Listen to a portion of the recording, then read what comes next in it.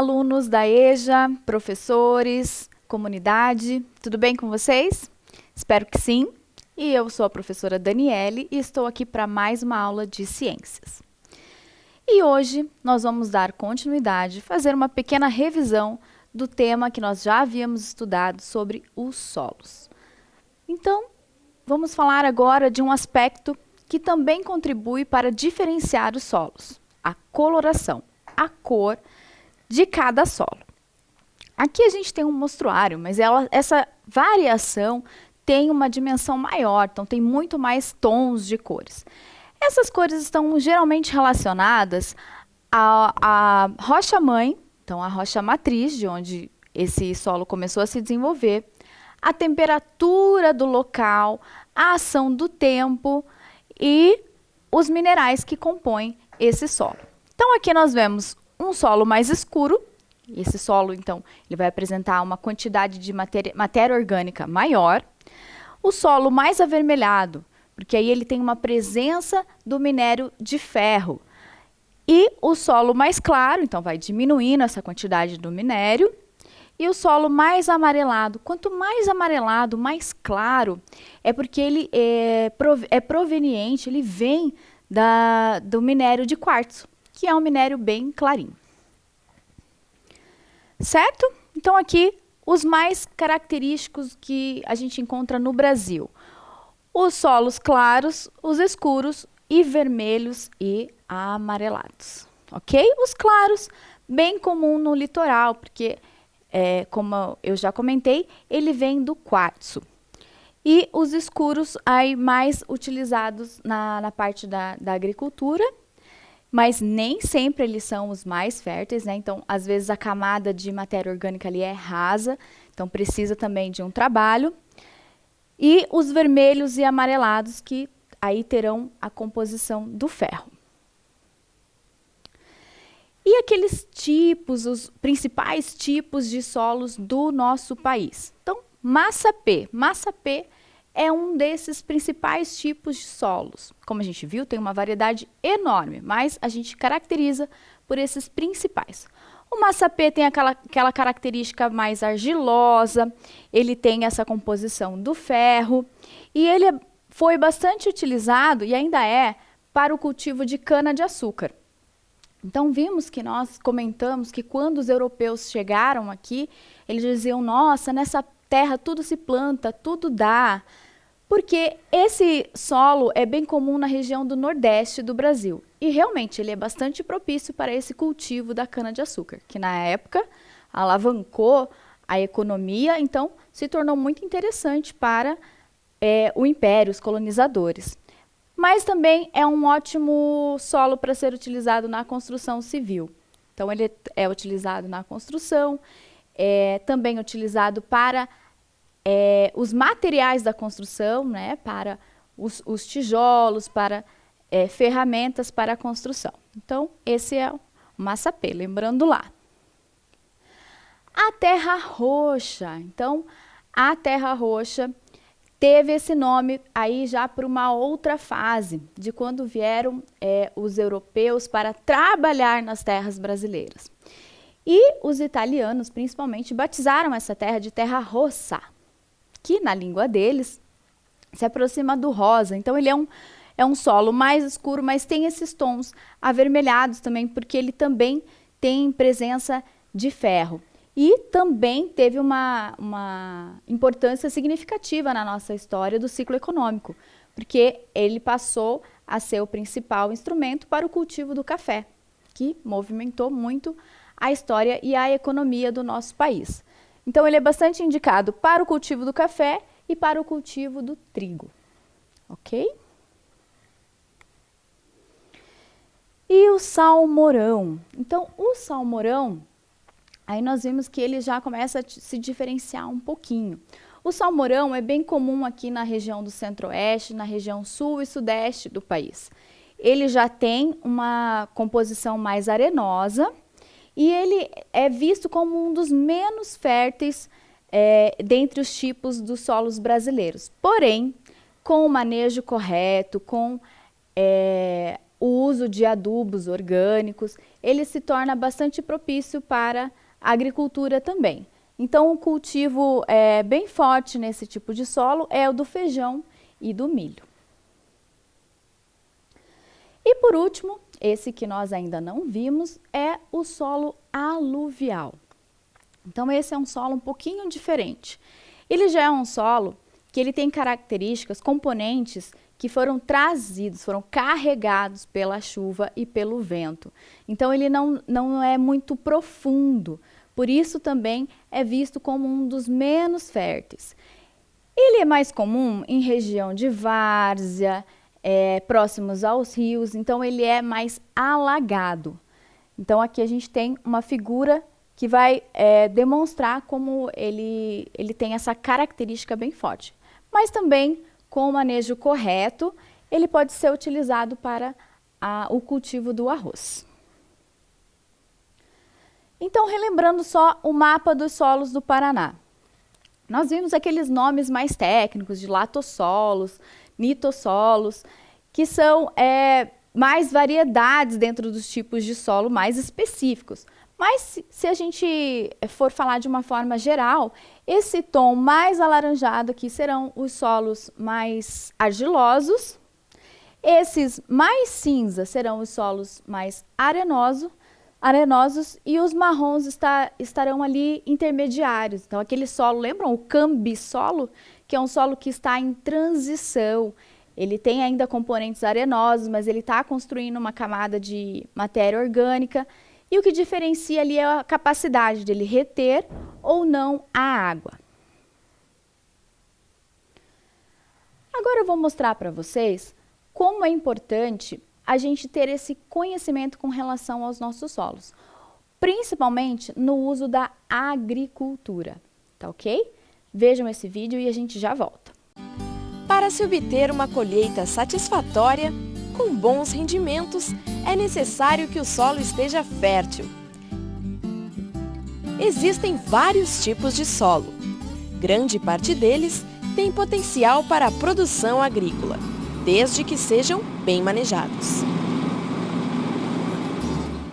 Um aspecto fundamental é o manejo adequado do solo e o conhecimento sobre sua fertilidade. Muitas vezes, os produtores não conhecem a fertilidade do terreno utilizado para o plantio de suas culturas. A análise de solo é o principal instrumento de diagnóstico da fertilidade do solo.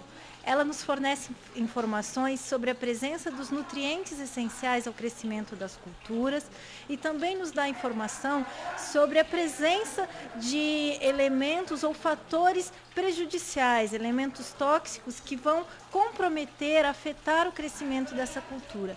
É com base nos resultados da análise de solo que se pode fazer uma recomendação adequada de corretivos e de fertilizantes para a cultura. Assim, para você, produtor, que vai iniciar qualquer tipo de atividade agrícola, é essencial que se faça primeiramente uma análise de solo. Devido aos maus cuidados com o solo, como a aplicação em excesso de agrotóxicos, queimadas, monocultura e o uso intensivo da terra, é importante saber fazer o manejo do solo.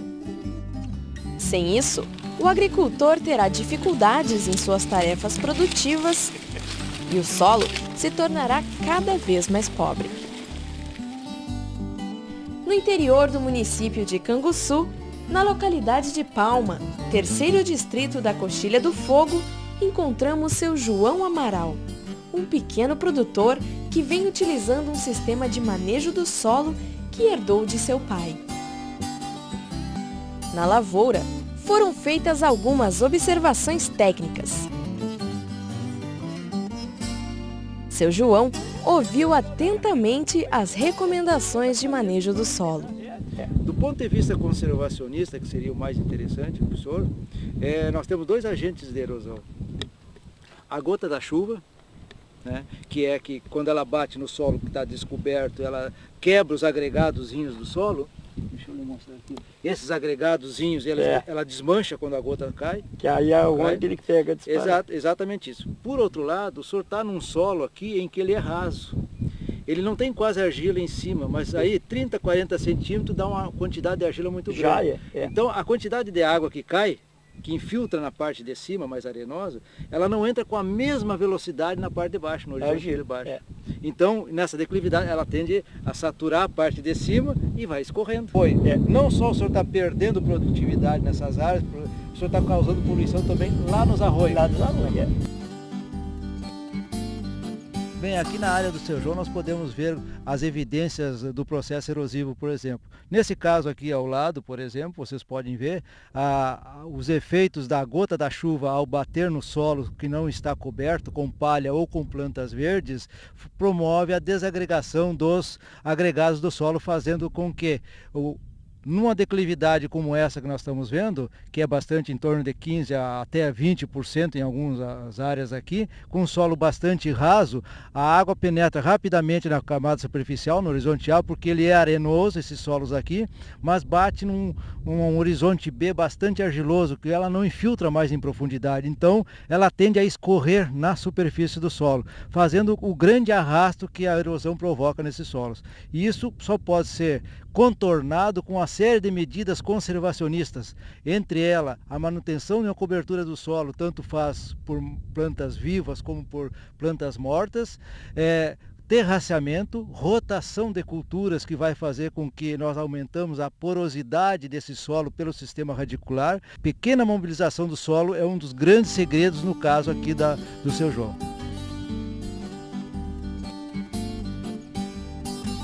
Aqui nós podemos identificar na propriedade do Seu João exatamente o efeito do processo erosivo. Como, por exemplo, essa amostra que eu tenho na mão aqui é do horizonte A, logo ali acima onde ele ocorre. Você pode observar que é uma amostra bastante escura. Em relação a essa outra parte que está aparecendo aqui, bastante avermelhada, esse já é o horizonte B desse solo que ocorre aqui na propriedade dele. Ou seja, todo o horizonte A dessa área aqui já foi removido, que é onde justamente está toda a parte de nutrientes das plantas, toda a parte de armazenagem de água das plantas.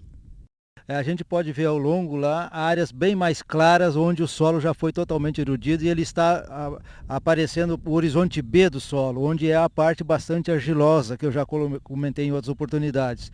Nas partes mais escuras ainda temos resquícios do horizonte A. Essa é uma das causas pelas qual a produtividade provavelmente na propriedade do Seu João esteja bastante declinante. Seu João, como o senhor viu a visita do técnico aqui da Embrapa em sua propriedade? Fiquei contente da visita dele. Ele ser uma pessoa excelente, bem explicado. Tudo que ele me explicou ali, todas as perguntas que ele me fez, foi todas bem-vindas, porque o pouco que eu entendo, a maioria do que ele me disse ali, eu entendi, né? Porque eu aqui só trabalho com a prática.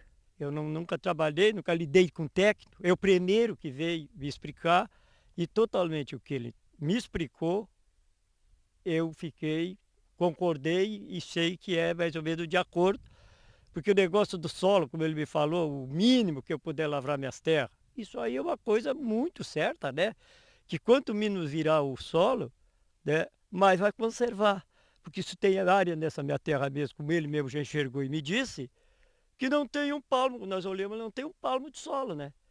Se pegar, virar ela e não segurar, não fazer uma curva de nível, ela vai toda para o arroio. Que eu, como diz, venho fazendo o máximo para segurar, mas a minha força é pouca. O pai velho me vence sempre, né? Então, se não tiver, como o doutor ali explicou, botar aí uma planta ou seca, ou verde, para que a chuva não caia, para que não leve isso aqui, dentro de pouco tempo não tem o que eu fizer para segurar, porque ela vai ir.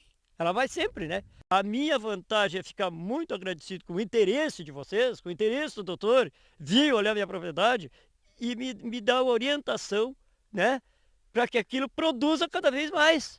Porque se vocês estão vindo, porque graças a Deus eu já dei uma demonstração que com a minha pouca força, a minha propriedade produz, né? Então com a técnica, com a explicação do técnico, eu continuando ao lado que ele vem me explicando, mais vai produzir. Para mim é a minha vantagem, tanto para mim como para os meus filhos, né? Minha família que trabalha, né? Está aí um bom exemplo de como é importante cuidarmos da terra. A pesquisa fazendo sua parte, orientando e mostrando caminhos, e os produtores colocando em prática as instruções recebidas. Assim, seu João e outros produtores poderão obter mais retorno de suas atividades e ainda ajudar a preservar o solo, que é o maior patrimônio para a agropecuária.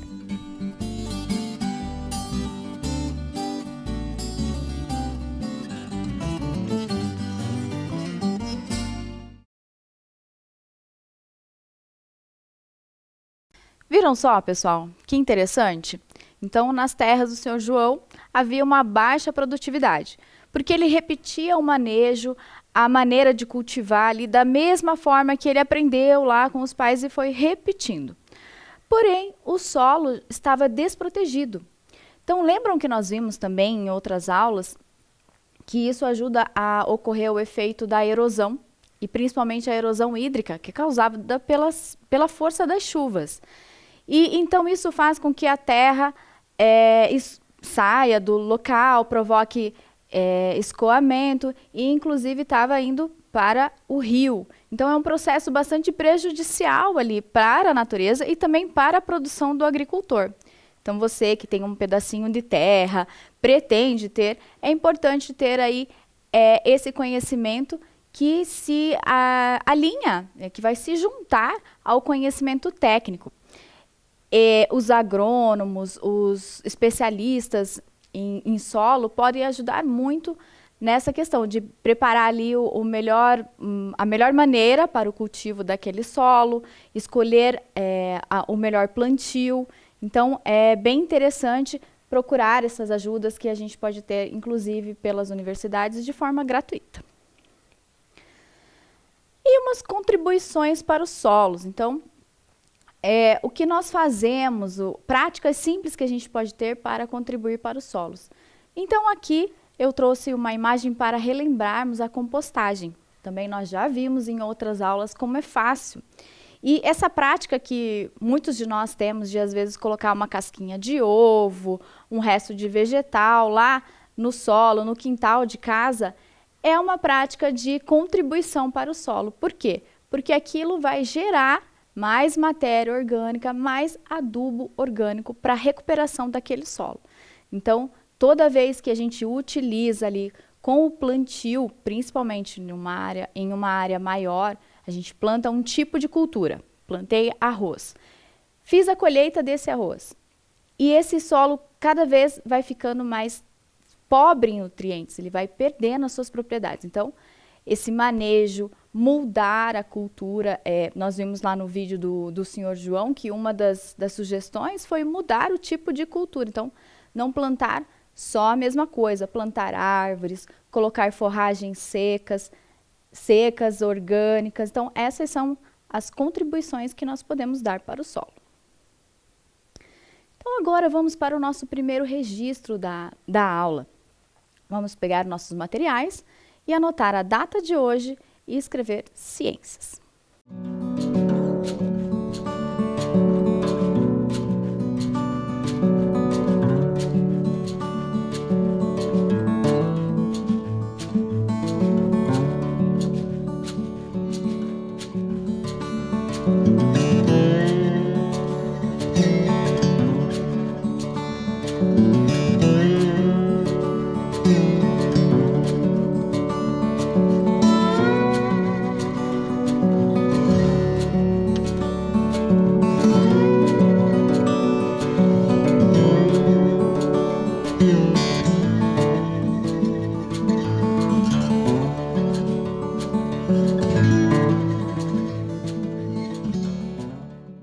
Muito bem? Registraram? Então vamos para uma pergunta que vai mostrar se a gente conseguiu absorver mesmo esses conhecimentos e vamos levar aí para frente. Olha só, quais são os solos mais propícios para a agricultura no Brasil? Vocês se lembram? Escrevam aí e a gente já volta.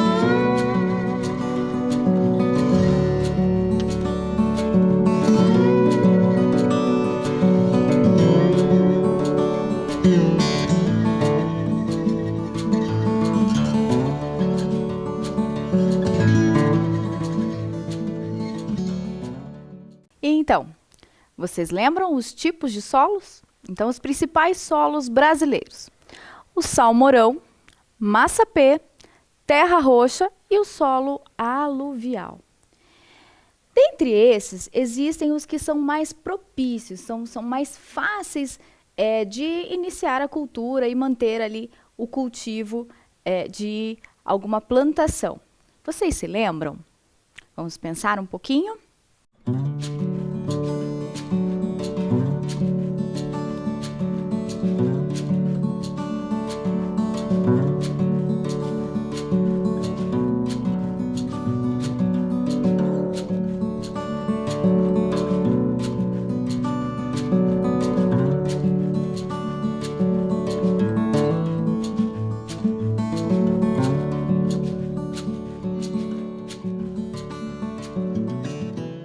Certo? Lembraram? Então vamos conferir. Olha só. Então, lembrando que alguns solos vão ser mais fáceis, mas que todos com um manejo correto, com a inserção de adubo orgânico. Então, também lembrando, quando a gente fala de adubo aqui, a gente não está falando de pesticidas, estamos falando de adubos orgânicos, de intervenções ali de minerais que vão facilitar a agricultura se desenvolver. Então, a gente pode anotar lá, o salmourão não é um dos mais férteis. Massapê, os coloridos, que são os mais fáceis, os mais propícios para a agricultura no Brasil. A terra roxa e o solo aluvial. Então, como a gente explicou, o solo aluvial, ele escorre, então ele não tem muita retenção de nutrientes. Por isso que ele não é visto assim como o mais fértil, nem o salmourão. Mas com a intervenção correta, eles podem se tornar assim potenciais agrícolas com esse manejo correto, ok? Então, podem anotar lá e colorir para que vocês se lembrem e possam aí fazer a disseminação desse conhecimento, às vezes utilizar com a sua família ou buscar também um técnico para te ajudar em caso de dúvidas.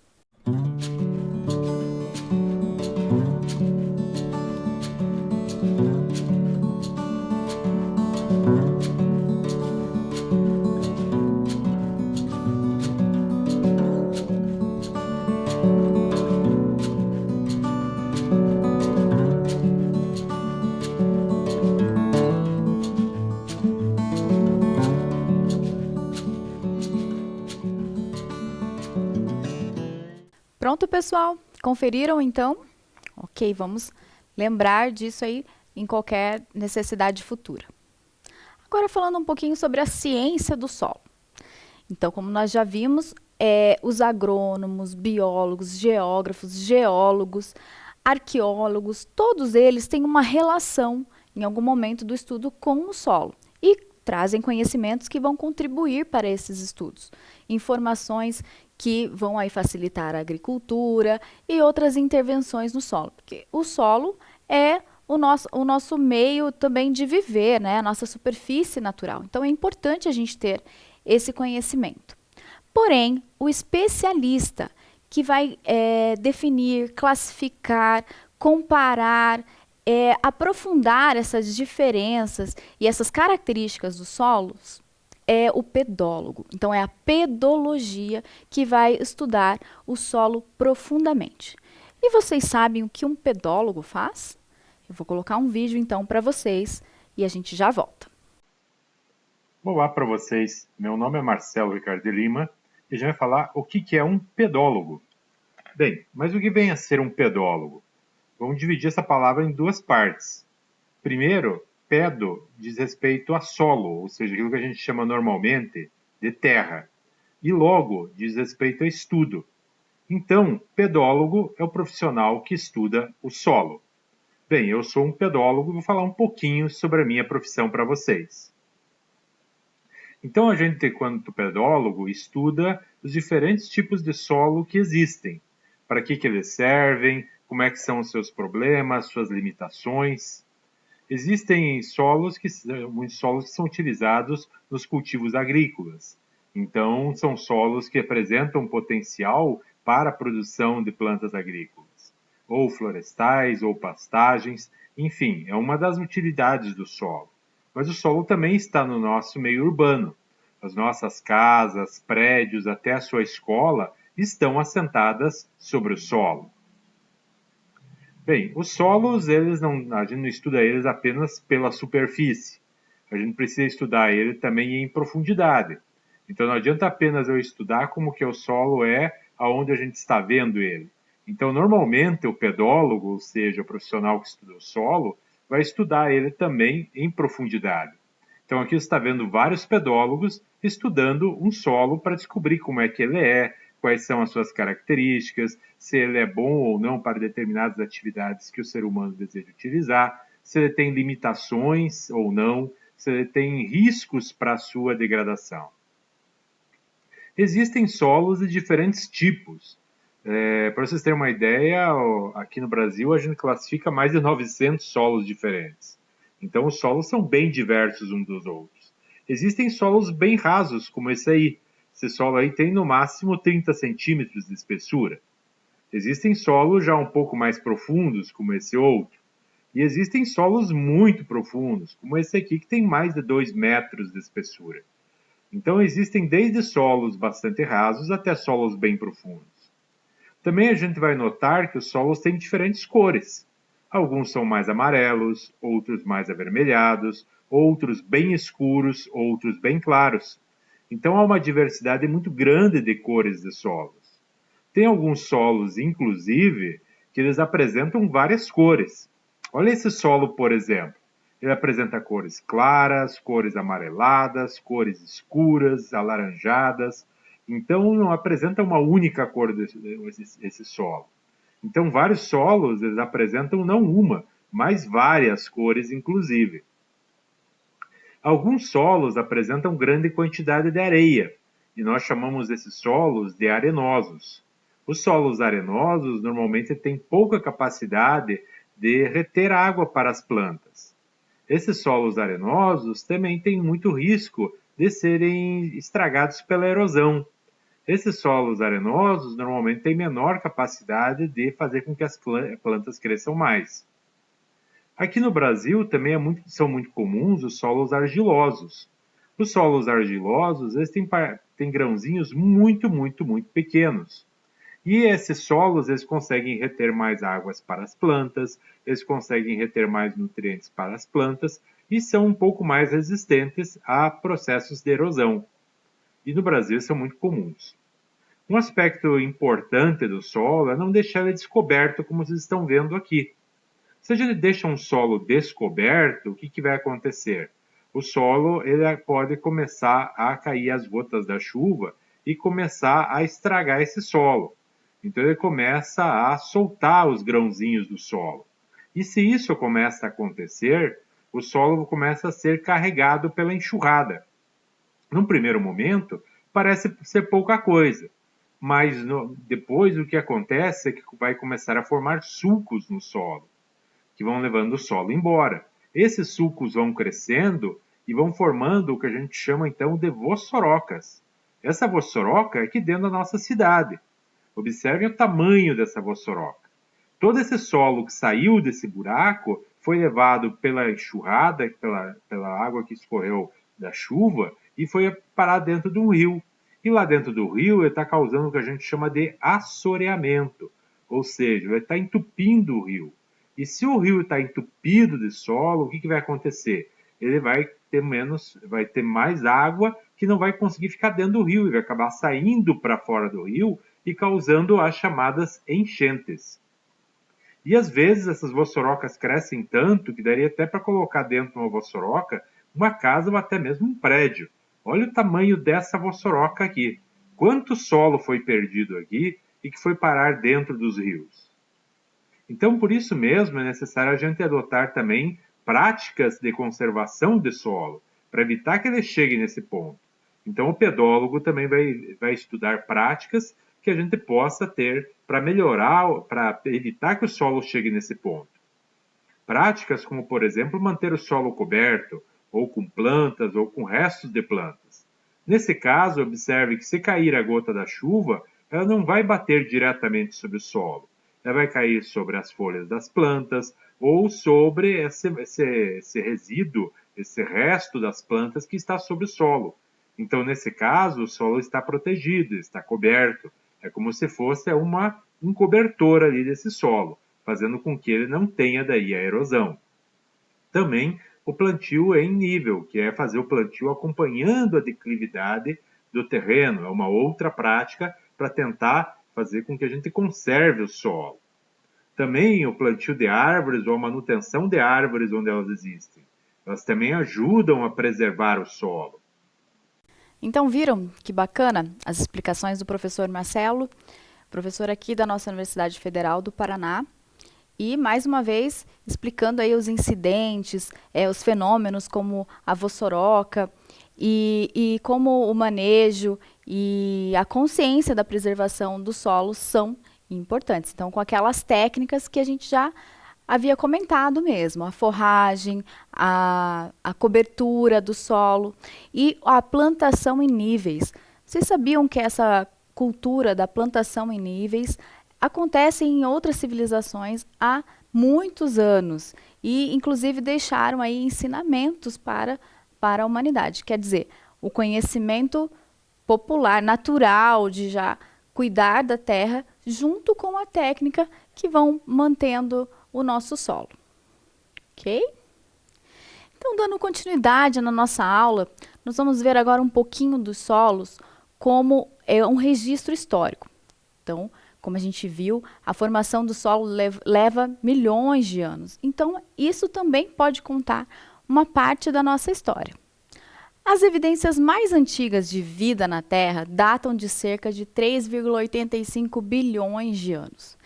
E o melhor registro disso, dessa vida na Terra, é o solo. Inclusive de tempos bem anteriores à vida do homem.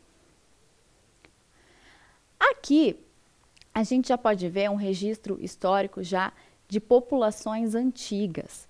Aqui, o solo é do sambaquis. Sambaquis que vem de uma palavra indígena, que significa montanha de concha. O sambaquis é uma montanha mesmo, com conchas, com alguns vestígios de ferramentas, com ossos, inclusive com vestígios humanos. Então, os cientistas estudam de como essas populações utilizavam, mas algumas indicações assim mostram que eles usavam para depositar os restos mesmo. E isso foi sendo conservado ao longo do tempo e está aí no nosso litoral de Santa Catarina. Porém, o curioso é que também é encontrado em outros lugares do mundo, na Europa, na África, por exemplo. Então, isso uma prática já de 9.000 anos atrás e que hoje conta pra gente um pouco da história da evolução da humanidade. Outro registro curioso são os geoglifos. Isso mesmo, você sabia que esse registro, essas marcas no solo, são aqui do Brasil. Esse geoglifo é do Acre.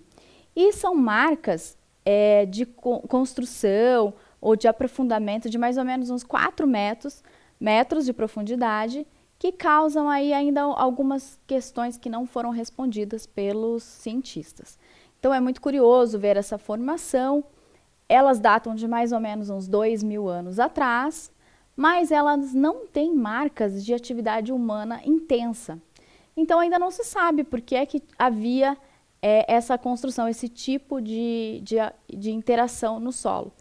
Pode ser para um culto sagrado, para uma organização, para a defesa, mas ainda essas questões não foram todas respondidas, ainda é um mistério e ainda há muito a ser estudado. Então, bem curioso. Outra forma de ver a história pelo solo é através dos fósseis. Então, fóssil é qualquer coisa que está aí registrado no solo há algum tempo? Não, porque os sambaquis não são considerados fósseis, são semifósseis. Por quê? Porque para ser fóssil tem que ter um registro de mais ou menos mais do que 11 mil anos de preservação. E cada tipo de fóssil vai contar uma maneira de como aquilo foi preservado, de como era a vida no ambiente terrestre naquela época. Então, olhem só que curioso. Esse fóssil aí foi encontrado aqui no Paraná. Vocês sabiam que nós temos fósseis aqui? E uns registros muito interessantes que trouxeram vários cientistas, vários pesquisadores para o nosso estado. Esse fóssil foi encontrado em Cruzeiro do Oeste. Segundo os pesquisadores, eles são restos de dinossauros que voavam, répteis que tinham asas, né? Provavelmente os pterossauros. Então, há vários ossinhos que foram conservados ao longo do tempo. Ali nós temos mais um exemplar. Então, nem sempre o fóssil ele está conservado inteiramente. Muitas vezes são muito fragmentos, alguns pedaços, que aí com os estudos, com as projeções, os cientistas conseguem definir que espécie que é aquela, em que tempo que ele viveu, como se alimentava e classifica tudo isso, trazendo essa curiosidade para a gente. E essa espécie aí foi a espécie que mais chamou atenção nessa descoberta em Cruzeiro do Oeste.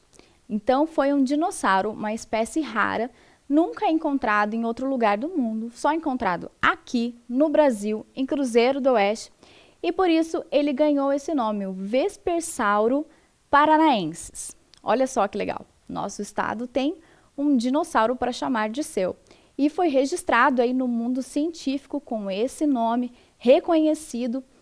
Vocês podem ver até ali na imagem que os fragmentos são bem pequenos, porém, uma parte bem importante, a garra dele, deu para que os cientistas conseguissem definir o tamanho, o peso e mais ou menos onde ele costumava andar. Então, esse é um fóssil muito importante.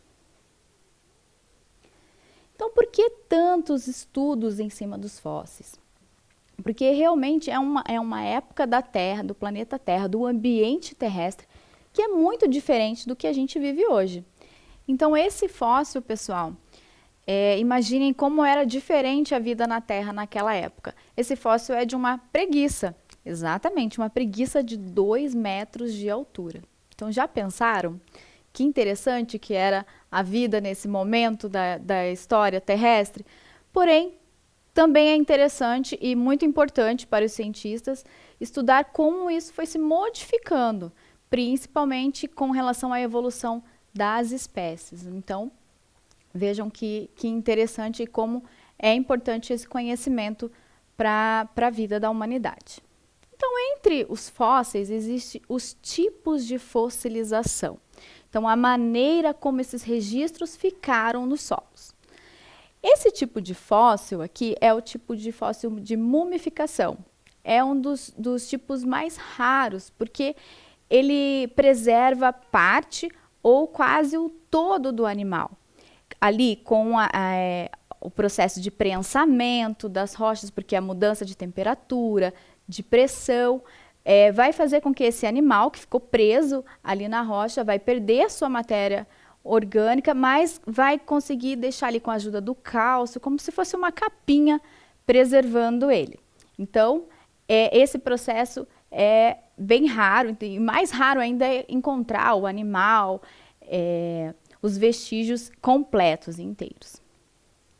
Outro processo muito interessante é esse processo no âmbar, que acontece mais com insetos. Acontece ali como se a árvore soltasse uma resina, o inseto pousou ali e aconteceu um efeito climático muito rápido e que deixou ele preso ali, então ele fica ali na casca e aí aquele âmbar, aquela resina se congela e mantém o animal inseto, a amostra inteira e fica ali como fóssil para o futuro. Outra maneira é a mineralização. Então, a mineralização também vai acontecer tirando toda a parte mole do organismo e com os minérios ele vai manter essa casca do animal que passou ali, que ficou. Geralmente essa mineralização acontece mais nos ambientes que estavam o mar. Então a gente também hoje já sabe disso, que muita área terrestre antes era ocupada pelo mar. Então há muitos seres desses fósseis que são animais marinhos. E outro tipo é a marca fóssil, que geralmente é só uma pegada, um rastro ou uma forma de como o organismo, o animal passou por ali, ok? E olha que interessante, nós trouxemos aqui então um mapa para a gente saber o que já foi encontrado no nosso estado. Então, em Cruzeiro do Oeste, nós temos lá o pterossauro e o nosso dinossauro paranaense. Em Mateus do Sul, o Mesosaurus. Em São Luís do Purunã, os iquinofósseis, que é outro tipo de fóssil. Em Curitiba, crocodilos e outros vertebrados. E no Rio Branco do Sul e Almirante Tamandaré, estromatólitos. Então, são tipos de fósseis, vestígios da vida terrestre há um bom tempo atrás, há milhões de anos atrás. Ok? Então, tudo isso foi possível porque houve uma grande mudança na nossa Terra. Então, nós já vimos em aulas anteriores que a Terra é como se fosse um ovinho. Ela tem o núcleo lá, tem o manto, que é um pouquinho pastoso, e depois a casca. Então, só isso aqui é a casca do nosso planeta, a nossa crosta. E tudo isso que a gente encontra nos registros dos solos está nessa camada externa, nessa parte de fora do nosso planeta.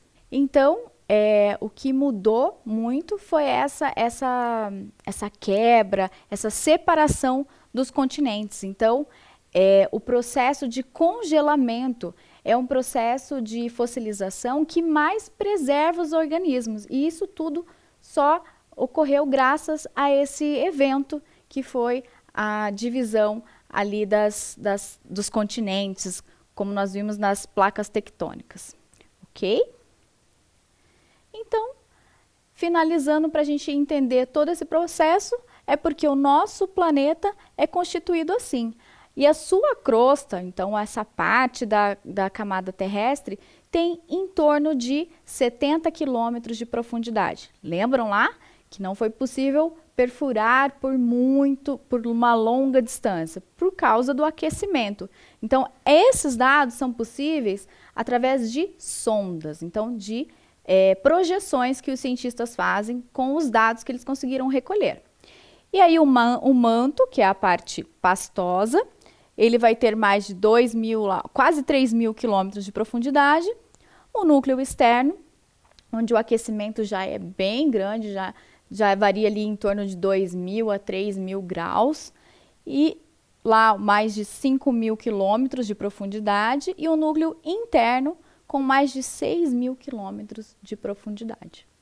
Então, vejam só, o que a gente conhece dos solos é só o que a gente vê aqui em cima, ainda muito pouco. A gente conhece mais sobre Marte do que o nosso próprio interior do planeta. Mas é assim que ele funciona. E cada vez os cientistas, os estudos vão avançando e nós temos novas informações. O importante é a gente preservar, porque essa é a nossa única casa. E a nossa aula vai ficando por aqui. Eu espero que vocês tenham gostado e espero por vocês na próxima aula. Tchau, tchau!